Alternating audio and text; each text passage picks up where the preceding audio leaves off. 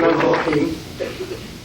I'm so happy to be in my suit again, talking to you in the Islamic Center after a long confinement, which was quite an experience. One of the earliest phrases after I came around from the anesthesia was, "Oh Allah, I thank you for breathing." Everybody breathes, but how many stopped to know that this is a blessing of Allah to be fact? It is a good omen to have my first appearance on the day of the birthday of the Prophet, a happy occasion. All through our lives, several factors shaped us and formed us, and I tried to sift aside the prophetic influence and the prophetic words that accompanied me during my life since as far as can remember. Very early in my life as a child, I was introduced to the concept and the hadith that you worship Allah as if you see Him, for even though you don't see Him, He sees you. And this was introduced by my mother and by Miss Farida, my teacher in kindergarten. And it has such a strong influence on me for the rest of life in the various stages. Never alone. He is always there. He is always with me. If I am alone, I am two. If we are two, we are three, because He is always there. As a matter of fact, I remember in my third year elementary that guests came to our home, and I had to shift rooms and study in the room of my uncle, who was a medical student at the time.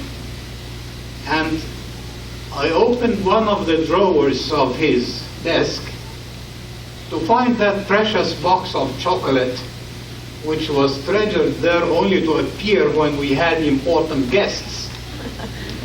I'm a chocolate fan by genetics, and so I took one and ate it. And after that, I remember the amount of tears that shed from my eyes, and I went to my mother crying because I had taken a piece of chocolate without permission. It was not mine. It wasn't my right to take it until I got permission. But that shows you the influence of such a concept, that I did something which I wasn't convinced it was my right at the time, until my mother assured me. The same came when it was time to start prayers. And again, He is watching over me, and this helped me a lot to continue my prayer since the elementary onwards. And then somehow, in my childhood imagination, I asked myself the question, do I love Prophet Muhammad alayhi salatu wasalam? And the answer was yes. But how much? And in my childish imagination, I could imagine that if the Prophet were in a military battle and somebody shot an arrow at him, would I be willing to just jump and receive the arrow instead of the Prophet? And my answer was yes, I would be willing to do that. And I knew I loved the Prophet. And this came to me later when I read about Umar ibn Khattab telling the Prophet, by God, Rasulullah, I love you more than anyone else but myself. And the Prophet told him, no, Umar, this is not Iman. Iman would be complete when Allah and His apostle would be more lovable by you than your own self. And after a few days, Omar went and said, Rasulullah, I love you more than I love myself. And the Prophet said, now, Omar, it is now. You are a mu'min.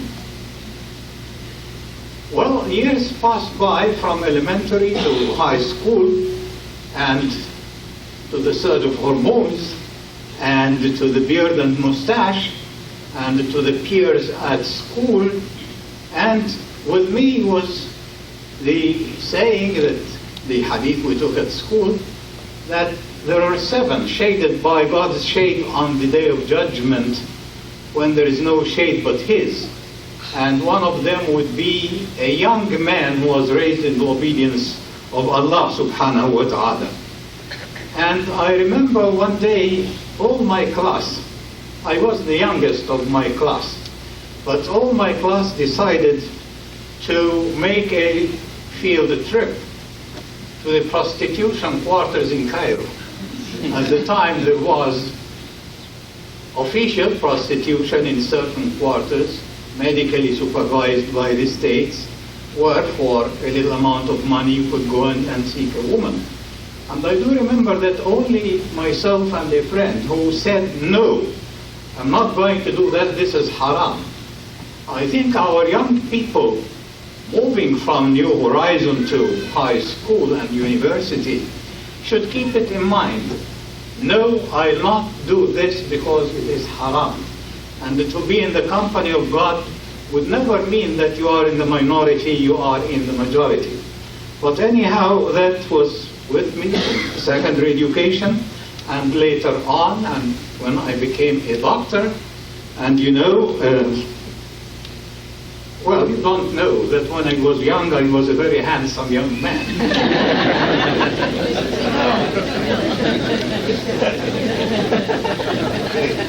But he was always there, and me has taken the decision that I'd rather heed him than the rest of the world. It is nice company if you have this concept with you. I'm glad some of our young people are with us today. And there came the stage when I finished high school and it was time to go to college, university. And I brought application papers for 4 colleges, in each of which I could see myself very fitting. The one was the military college. I could see myself as an army officer fighting for country and discipline, etc. And I had a very military personality as a young person. Then the School of Arts, because by that time I already wrote poetry and made speeches, etc. Then the School of Law, because I could see myself as an attorney defending people and convincing the judges. And then the medical school, and I thank God that I chose the medical school, because you cannot go wrong in medicine. In the army, you might get killed, but you kill. When you are an attorney, almost 50% of the time, you are defending falsities and taking money for it. The School of Arts, I said, I can be a writer and a poet without having to go to that college, which came through later on. And I'm glad I chose the medical school. Again, on the saying of the Prophet, that the best of the people is the most beneficial to the people, and that those who give compassion and mercy will receive compassion and mercy. And this is the essence of the medical profession, at least in my time when I was applying to medicine. This is the duty I cannot prevent you from attending to.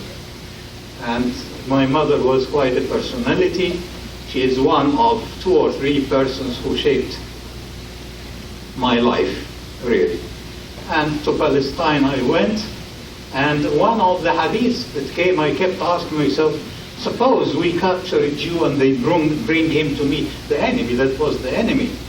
And until the day came, I was stationed in a city called Ramla, and it was completely blockaded, and the message came, if you surrender, you are safe for your lives.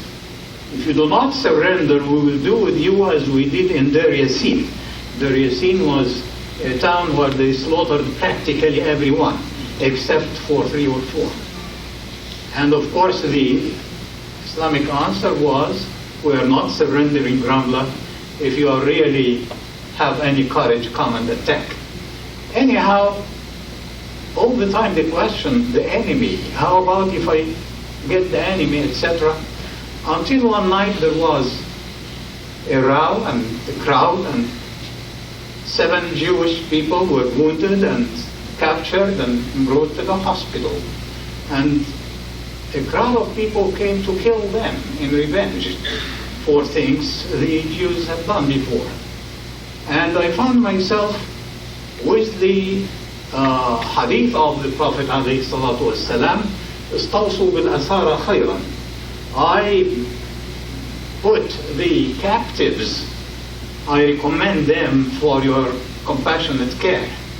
And that was my immediate attitude towards those people. I stood to fellow Arabs and told them our religion would not permit that you kill them, so if you go, it's on my dead body. I alleviated their anxiety, telling them as long as you don't try to escape, you are of us and we will treat you like we treat our own. And it is amazing because later on there was exchange of prisoners, and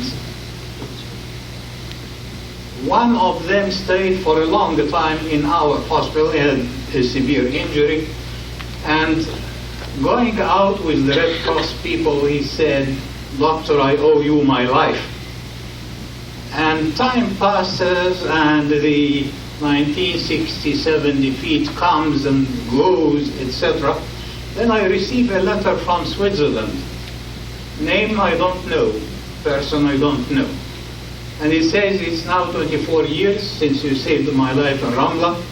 I've been trying to locate you, but last summer you went to Austria and you stayed in that hotel, and by chance I found your name in the registry of the hotel, and I'm happy to write to you." And he told me about his health and his little 1-year-old son in 48 that is now quite a grown up, etc.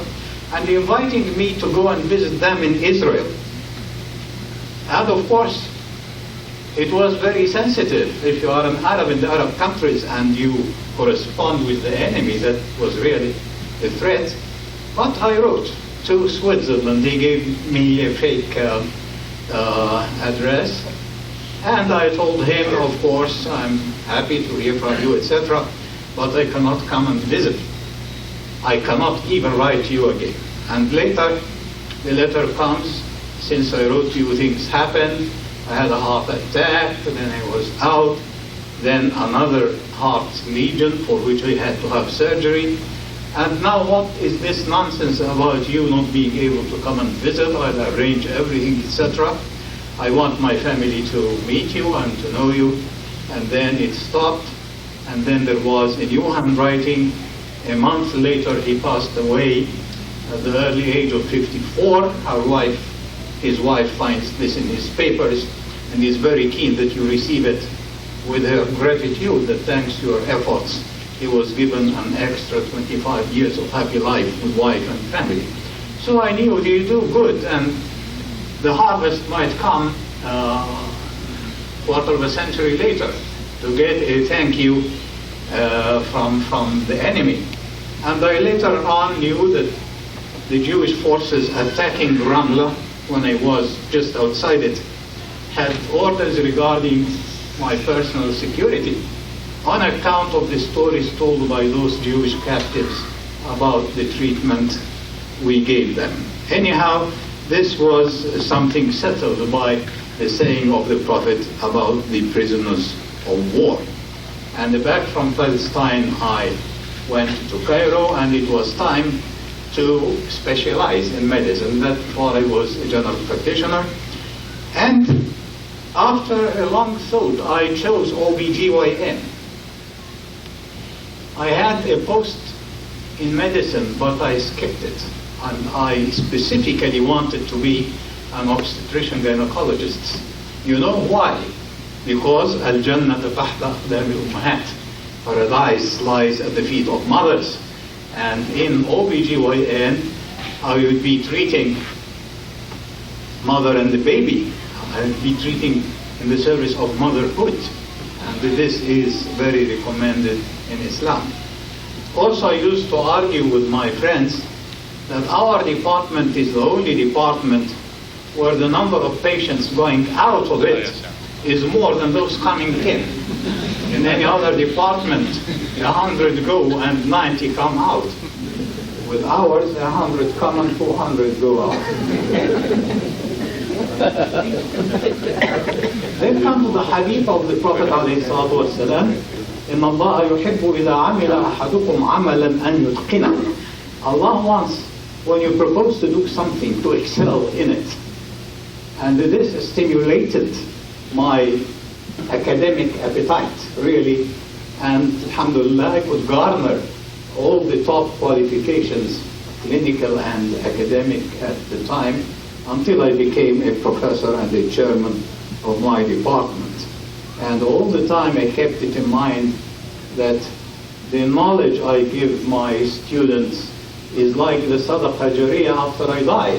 If they could treat their patients adequately, etc., I would have a share of that. By the time gradually,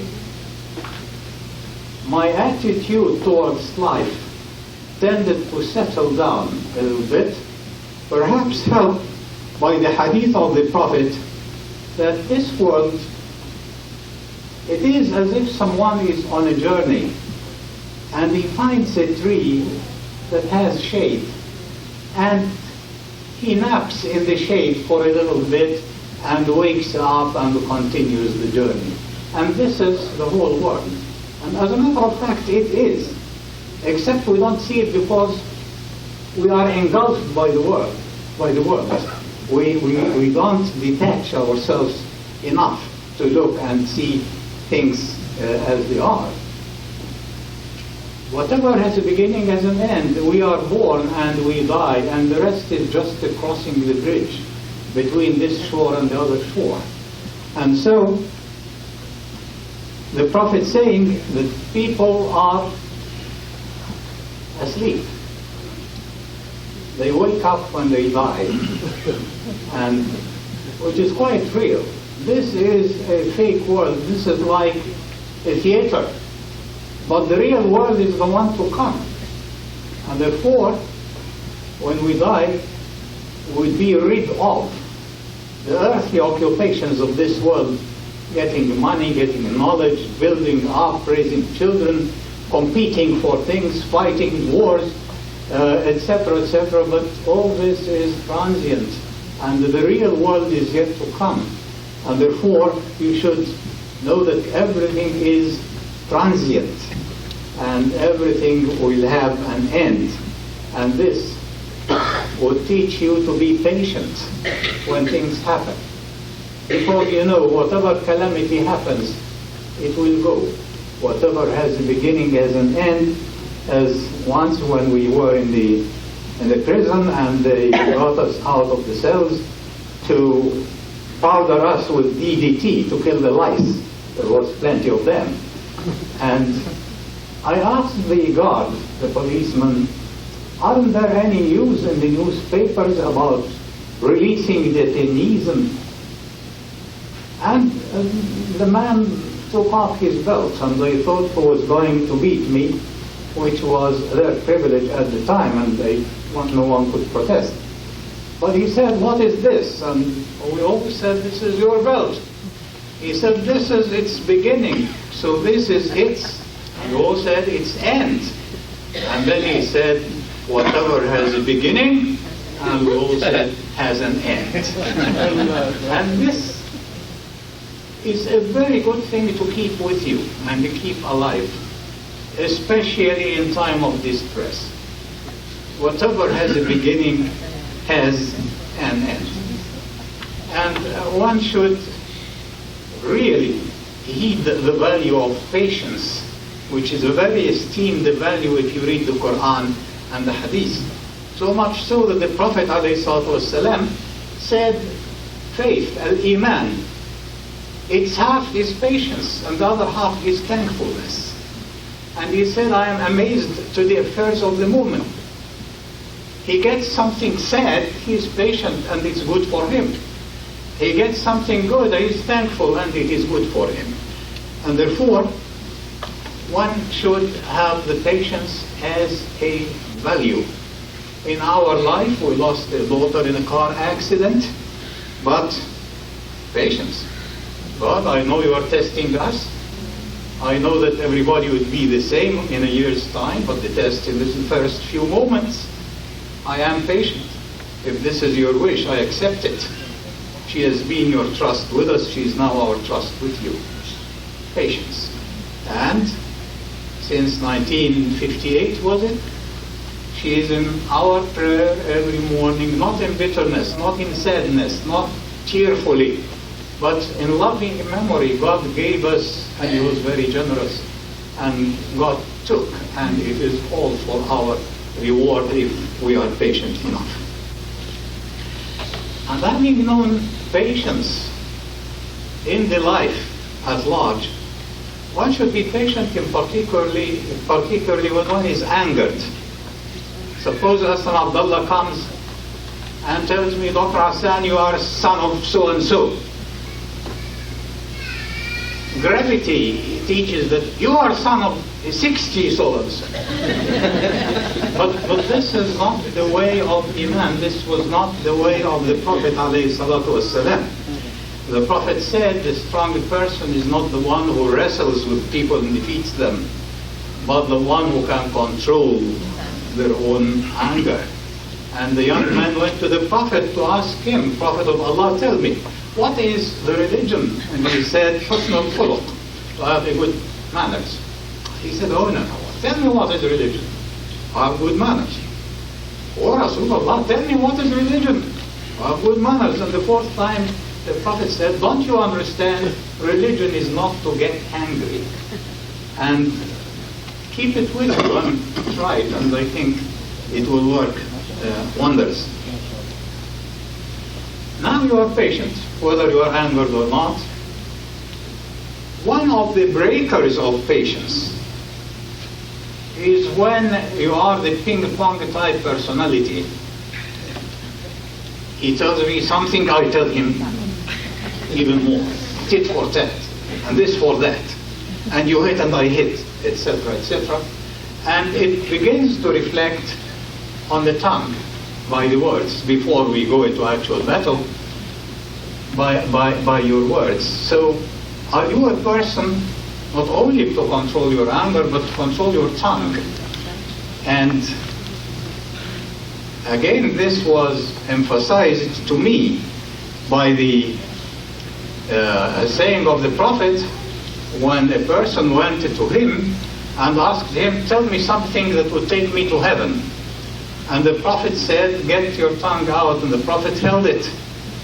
And the Prophet said, take good control of this, the tongue. And the Sahaba asked him, are we responsible for what our tongues say? And he said, oh, you don't know. The maximal thing to throw people into hellfire is the result of their tongues, of what they say. And therefore, you should train yourself to control your tongue. I tried that when I was a medical student, and every morning before lectures, we stood in front of the door of the classroom. And you know, we Egyptians are very fond of jokes and puns. It is in our blood. And for every morning, we used to start this joking competition and the pun competition, etc. And I was very good at that. That kind of thing. Until I decided that, how about if I train myself that one day a week would be my silent day. I would answer only if spoken to, and I would give the minimal answer, otherwise I remain silent. And I go, and there are so many openings for a good joke and a pun, and I remain silent. And I learned the lesson of my life. The most important and strong instinct is not sex, is not food, it is talking. The overwhelming instinct of the human being is talking. And if you know how to control that, I think it would be a great asset. Then comes the hadith that says, when you meet your brother with a smiling face, it is a sadaqah. And this how was, I discovered, one of the secrets of my life, the smile. And I worked in it, I thought of it. The smile is a blessing. It facilitates negotiations. You are fighting with your wife and you are very mad, and one of them and you diffuse the whole situation.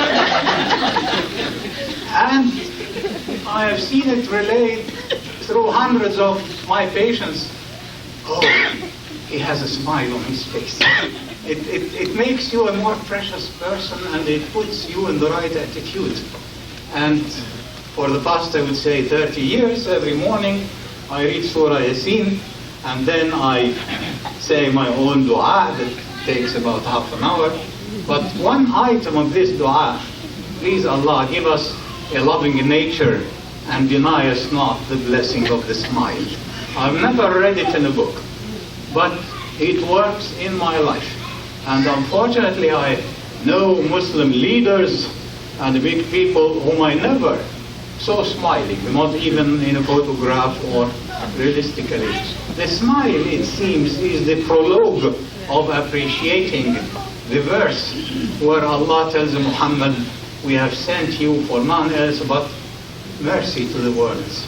And so I would advise each one of you to try the smile at home, at work, and even when you are by yourself.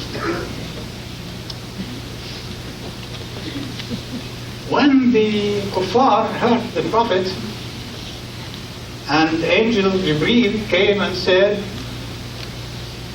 Allah sends his greetings, and just tell me and I'll crumble those 2 mountains of Mecca over their heads. And the Prophet would say, leave me alone, Jibreel. May it please you, Allah, to forgive my people, for they do not know. The concept of forgiveness.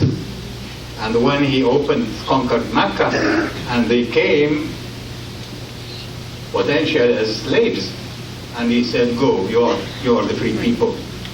And when you think of it, is there any one of you who believes that you will not need God's forgiveness one day? You think you are going to paradise by the work you did, and the nice things and prayers? No, it is the grace of Allah subhanahu wa ta'ala.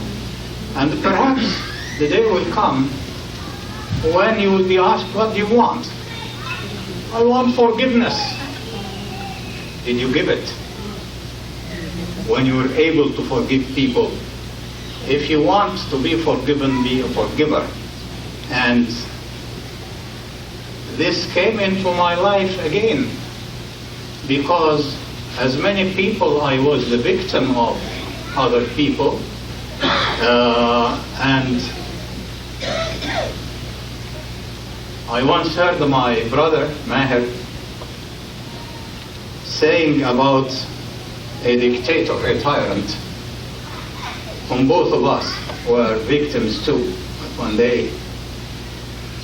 And he said, oh Allah, treat him with your justice. And I hit Maher, where did you learn that cruelty, Maher? No, and I got myself against my appetite. And now I say in my long dua every day, and forgive so and so and so and so and so and so and so and his group, and make your forgiveness to them an extra reward to their victims. So it is, as Omar teaches, a win-win situation. One of my colleagues a few years ago accused me of murder, that I killed the chief of police in Cairo in 1949, I think. out of the blues. It was not true at all. And the earliest I said was, Hasbi Allah wa ni'mal wakeel. And later on, all the time, I felt the hesitancy.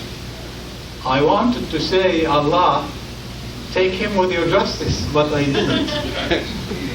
And then came the stage when I say, Allah, forgive him. But from behind my heart, I didn't feel it. But I forced my tongue to utter it as a preliminary stage. And now I'm quite comfortable at praying to Allah to forgive him. Because I know in my bank account of forgiveness, the more I put, the more I'll find when I need it. As a physician and as a Muslim, I came to realize the significance of a satr. If you find me doing something wrong, don't just go and tell everyone Dr. Hathout is doing this and that. Cover me. Keep silent about it. Perhaps come and give me advice. The Prophet says, if you think your brother is doing something wrong, imagine 70 alternatives that he might not be doing that wrong thing.